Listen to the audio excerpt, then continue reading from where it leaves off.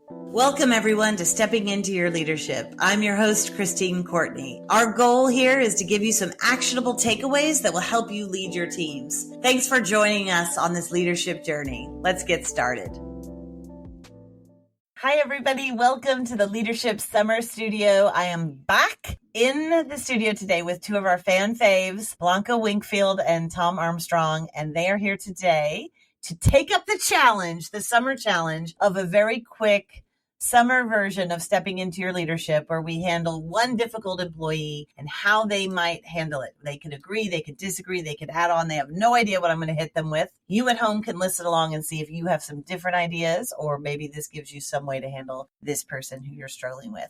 Afterwards, we'll jump to a lightning round where we have 2 minutes for them to answer as many leadership questions as they can. All right, here we go. Today, our difficult employee is named Michael. Michael.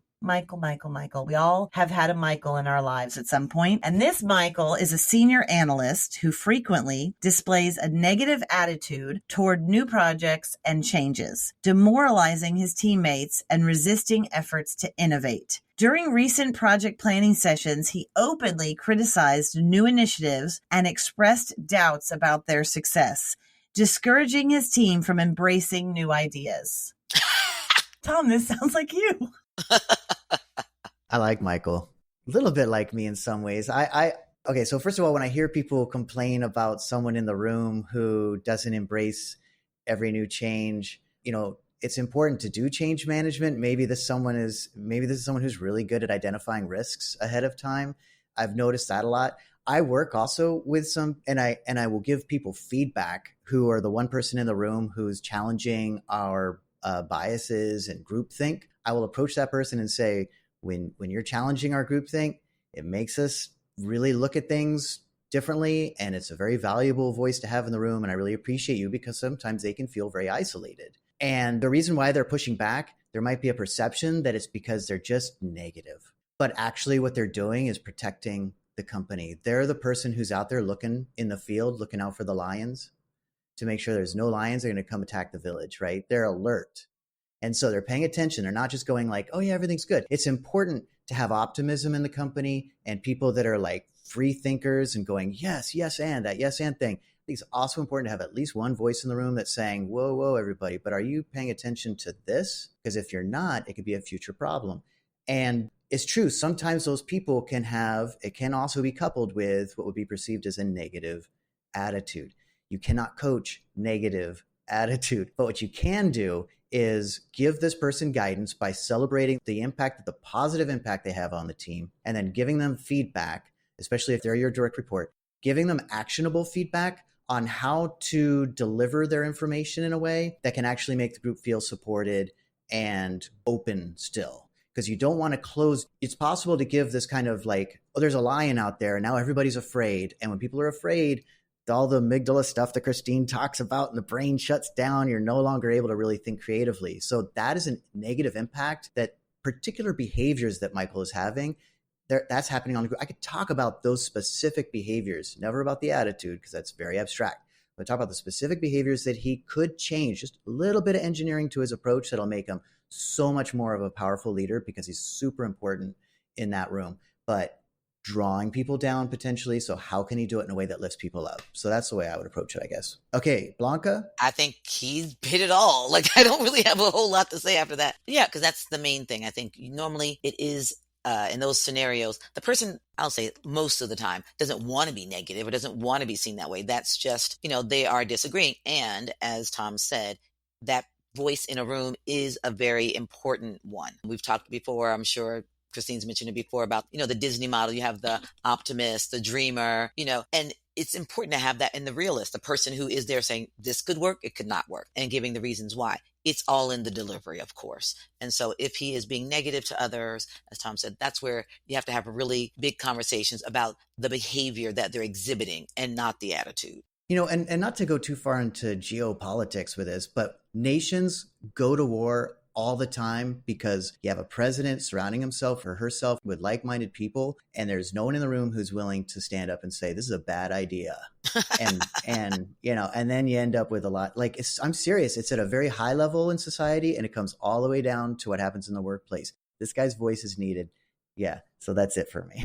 I wanted to disagree a little bit, because the thing I thought about at first was this idea of that person being a senior analyst, is that potentially the decision has already been made. So they're voicing their discontent with the idea to the team feels a little wrong. I want to talk about those things, like it depending on where we are in the decision-making process. Like I love that Blonka mentioned the Disney model of the critic, the dreamer and the realist, and that during the brainstorming process, right? Like if when you're running your meetings, you can say, hey, we're actually in the brainstorming phase, or can you wait till we're in this phase of the meeting to have your opinions? Then we can, because we don't want to stifle anyone's brainstorming. But if this is something that, as a senior analyst, we've already kind of discussed, and this is the decision that the company has made, this is not the time for you to have your opinion. Yeah, this is very, very true what she's saying. I have had conversations before, and this is my attitude towards this too. It's maybe controversial, I don't know, but I feel that at this level, especially senior analyst, if I'm really disagreeing with something, that conversation should happen behind the scenes, not in front of the team. So I'll have that conversation. And I learned this along the way. I wasn't perfect at this, and I still am not. But it's like I should have that conversation with the high level folks. And then once my boss and once the team says, this is the plan, if I really disagree with the plan, when I step in front of the team, it's my plan. Yeah. Because I'm hired by this organization to produce a certain kind of result. And like I said, I haven't always been perfect at this. I've learned a lot over the years, right? But it's like, unless something slides into this is now unethical for me, I can't stand behind this because it's unethical. But then I have to think about, should I even work here, right? If it's that kind of a situation. But as long as it's like, I just don't like this plan. But once the decision's made, it is my plan. I support it completely in front of my direct reports. They think for all they know, and they're complaining about it. I'm not going to say I have the same issues with it. I have to hide my dislike. And so I will have that conversation also with Michael. I forgot for a second. The fact he's a senior analyst really changes the dynamics tremendously, to Tatiana's point. And so that's the conversation I would have with Michael. It's like, you're in a leadership position, buddy. You gotta, there's different expectations for how you discuss projects than with others. This is what we need from you. Yeah. Yeah. All right. Well, it's always a joy when Tatiana jumps in and adds her 2 cents and makes Tom realize how he's wrong. I'm kidding. And I also love how Tom made a plug for himself as like should be in every global leader's cabinet, Come on. And Tom, I agree. You are a wonderful realist that helps us see oftentimes where we're going to go off track on things. All right, here we go. We're going to go to a lightning round now where I'm going to ask you as many leadership questions as we can get done in 2 minutes. You guys ready? Yes. Okay, Blonka, I'm going to start with you right. this time. Then we'll go to Tom. Then Tom, the second question goes to you, Blonka, and so forth. Okay. So the first question is, Blonka, name a leader you admire and why. That's so hard. Sounds so cliche. This woman who's she was the head of our meditation sangha, Gina Sharp, amazing woman, and just how she lived her life and the examples that she set for us on a daily basis, not like outside of, our practice, but just like in her whole entire life. I really, really admire her. And she's, a woman of color. So there's just a lot of advice and information she gave me about how to live my life, particularly as in a leadership kind of capacity. Love it. Tom? This is a funny one, I guess. But, when I was in school, I used to love to push my buttons on the teachers, like push their buttons. The teachers who you push the button, it never bothered them. They just maintain their calm. I respected them. I learned a lot from them and I admired them for that. I'm like, oh, you're solid. And so I like that kind of leadership too, and that's also then I learned how I try to sort of mimic that when people are trying to push my buttons a little bit at work. I'm like, you're not going to even see how I feel about this right now. I'm going to be cool. Oh, watch out. So do you have a person or just general teachers? Oh, yeah. Miss Cohen. She was awesome at this. Yeah. Swim high school. She was a substitute teacher. She was great though. Okay. What is the word?